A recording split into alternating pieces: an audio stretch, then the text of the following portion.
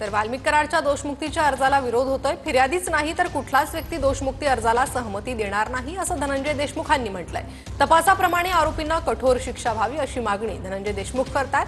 त्यांना फाशीची शिक्षा होणार असा ठाम विश्वास आहे असं देखील धनंजय देशमुखांनी म्हटलंय।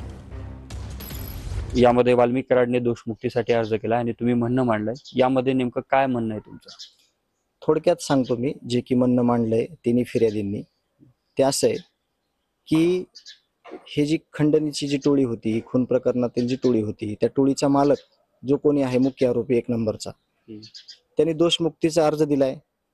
तो न्यायालयात आहे, त्याची सुनावणी आहे 17 तारखेला। परंतु ह्यांचं जे म्हणणं घेतलंय त्या म्हणण्यात असं आहे की जो CIDनं SITनं जे काही अर्ज दिलेला आहे, म्हणजे जे काही तपास केलेला आहे आणि जे काही चार्जशीट दाखल केलेलं आहे, त्याला जे फिर्यादी आहेत त्यांचं असं स्पष्ट म्हणणं आहे की जे हे आरोपी आहेत, ह्या आरोपींना या तपासाप्रमाणे कठोरातली कठोर शिक्षा व्हावी।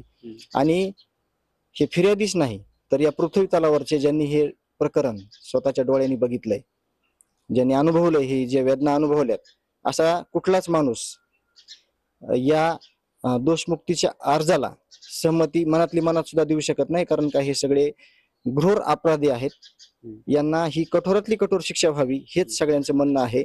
देशमुख कुटुंबियाचं म्हणणं आहे, गावाचं म्हणणं आहे, सगळ्या फिर्यादीचं म्हणणं आहे आणि ह्याच्यामध्ये ह्यातलं कुणीही सुटणार नाही अशी आम्हाला एकदम खात्री आहे।